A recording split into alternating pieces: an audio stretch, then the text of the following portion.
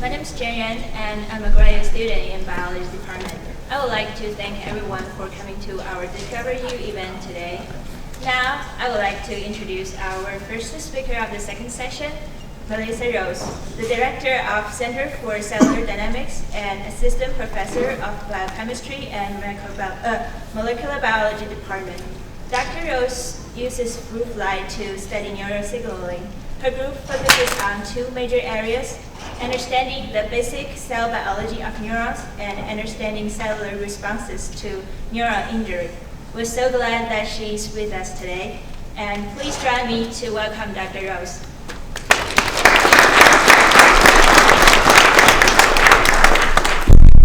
Okay, I'm going to be talking to you about your neurons today. So the first thing that I want to do is to introduce you to one of them.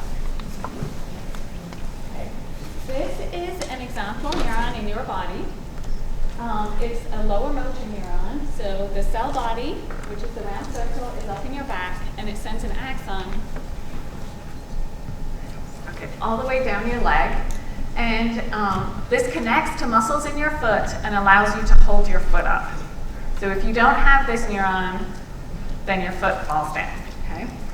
So these cells are one of the most remarkable types of neurons in your body. They can be up to 1 meter long. These cells have to survive, what do you think? Days, months, years? They actually have to survive for your entire life. So not just a couple of years, but for decades. Okay, the reason that I chose this cell type as an example neuron is that it's very easy to damage. So as you can see from the diagram of the nerve, this nerve wraps around, goes beside your kneecap, and then around the outside of your knee. That means that it's, as my MD PhD student said, right at bumper height. So shopping carts, coffee tables, or a dislocated knee can all do damage to this nerve. In the example that I've shown at the right, this is damage from a dislocated knee. And that big ball in the middle of the nerve is actually where the damaged region is. It's a big scar. Okay, so after this type of injury where you physically damage a nerve, it can take months or even a year for the nerve to regain function. And I want you to think about why. Okay, so before we talk about exactly what has to happen for this to regain function after injury, I want to just remind you that a nerve is a bundle of axons that are wrapped up in their support cells that are called glia. And the axon is the longest part of the neuron that sends signals. And at the other end of the cell, which is that hairy thing up the top, those are dendrites that receive signals. Okay? So our example is going to be nerve damage to the perineal nerve from a dislocated knee. So the first thing that happens is the damage. That's the discontinuous region. So this nerve has actually been severed, and the piece that's cut off from the cell body, so the piece below the knee, undergoes a process called Wallerian degeneration, where it beads up and then eventually is completely cleared. Okay? So there's nothing left below the injury site. What has to happen then is that the cell needs to start to re-extend its axon. And this grows about 1 millimeter a day, which is pretty fast if you're thinking on the cellular scale, but if you're thinking about going from your knee down to your foot, that's going to take a while. Okay, so that's why it can take months to recover from an injury like this. Eventually, if you're lucky, then the nerve will regrow to its target and reconnect with the muscle in your foot and allow you to lift your foot again. Okay, so our first lesson then is that neurons have an amazing capacity to regrow after they're damaged. Okay, and how important is this? So another way to think about that is how likely is it to affect you during your lifetime? Well, these are just a few examples of times when you might need your neurons to do this. So pretty much anytime you have surgery, some of your nerves are going to be severed and you'll have to regrow them. After you break a bone, pretty commonly you'll have to regrow some of your nerves. After an attack of multiple sclerosis, after you cut yourself, and in the central nervous system after stroke, there's a lot of neuron regrowths. Okay, so I think probably everyone in this room will be affected by at least one of these things during their lifetime. So that means that the ability to regenerate or regrow your axons down your nerve after injury is incredibly important. It affects everyone. Since it's important, it might be useful to understand how it works. And then in the cases where it doesn't work, if we know how to make it better, maybe we can improve outcomes. Okay, so one thing that I think is that if you want to study a process like axon regeneration, it can be really helpful to be able to see it. If you think about trying to see nerve regeneration in a person, this might be pretty tough, right? It's going to be hard to see the nerve in my leg through my skin under the microscope. So it's going to be pretty tough.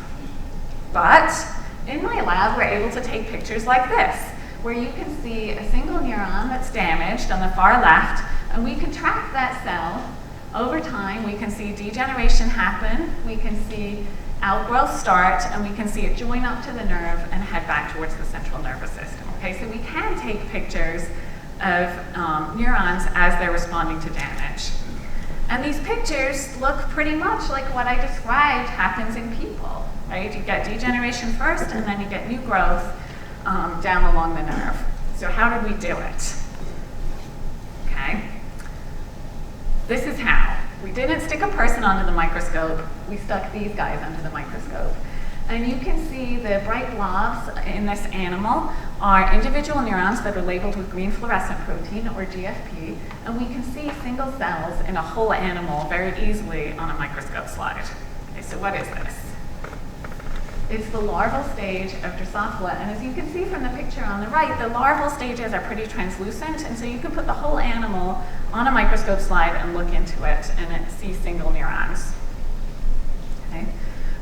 To injure these neurons, we use a pulsed UV laser focused through our microscope so we can make very precise damage and injure a single cell so that we can follow that cell as it responds to injury.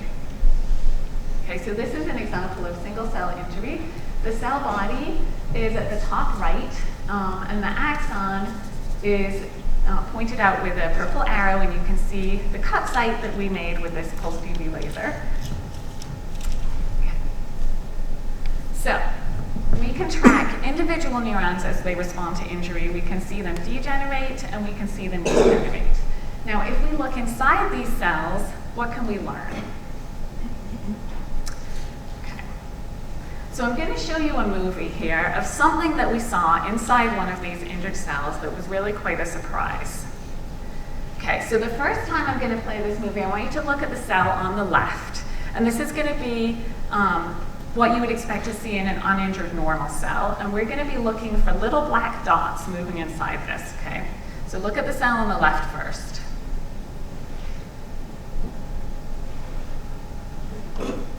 Okay, so in the top right, you can see a little black dot moving through one of the dendrites.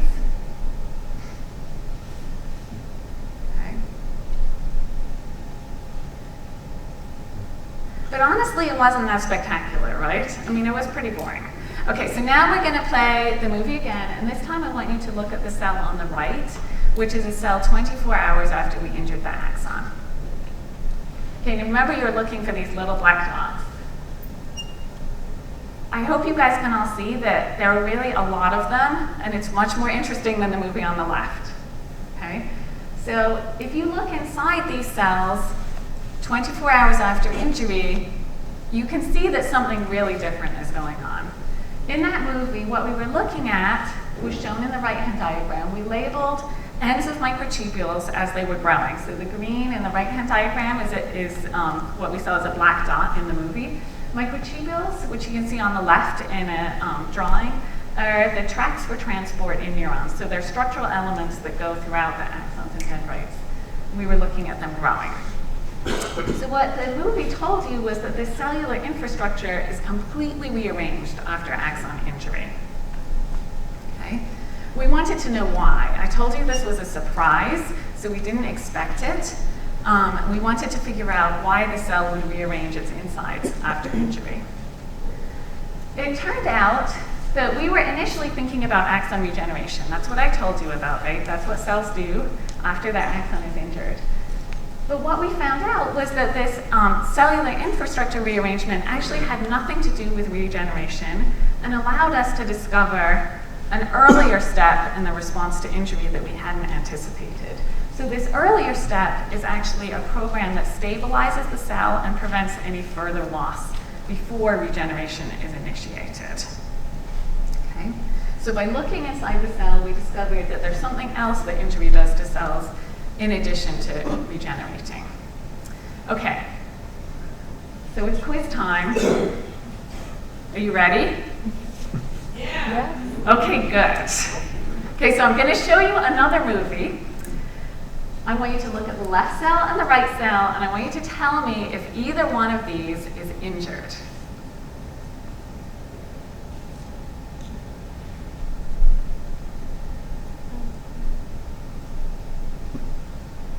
Okay, and remember what I showed you before. I already showed you a picture, a movie of an uninjured cell and an injured one. So compare this one to the previous one.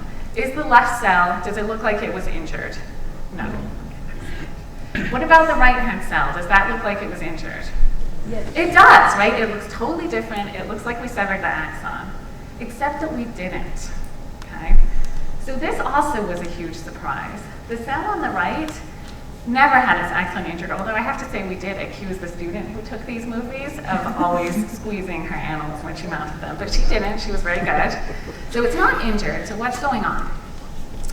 What we were doing was expressing a protein that causes neurodegeneration in people in these cells. Okay, so Huntington's disease as well as spinocerebellar ataxia in people are caused by proteins that have long poly-Q expansions. If you express those proteins in flies, you also get neurodegeneration, and the cell looks as though it has been injured. Okay? So expressing these proteins makes the cell somehow do something the same as though you had cut its axon.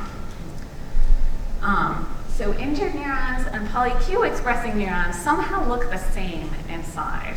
And we thought this might be a clue to something interesting.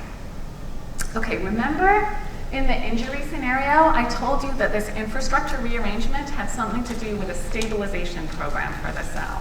Okay? So we hypothesized that the poly-Q proteins might turn on this same stabilization program to counteract degeneration. So it may be a cellular defense against degeneration in this case. We tested that idea in this type of experiment, which looks really bad up here, but you'll have to trust me. The cell on the left is a normal cell, and it has lots of fine processes coming off the side. Okay?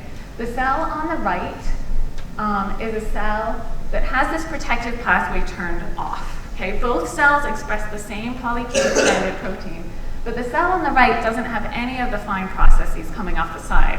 They've all degenerated. And so this type of data is consistent with the idea that the pathway that we identified is turned on as a defense mechanism against degeneration. Okay? So what that means is that injured neurons and poly-Q expressing neurons turn on the same type of pathway, and in both cases it stabilizes the cell. In the case of the poly-Q expressing proteins, it inhibits long-term degeneration, which if you have a long Huntington's protein in your brain, you probably want to delay its effect. Okay, so we think this is an extremely important pathway that slows the course of neurodegenerative disease. Okay, so I told you a bunch of lessons today, starting with axon regeneration and ending up with a self-defense pathway against neurodegeneration. Okay? The bottom line of all these lessons is that you really only get one set of neurons, but they will try their hardest to stay with you your entire life. They have a regeneration program, and they have this protective mechanism that stabilizes the cells and helps them to fight back against neurodegeneration. Okay?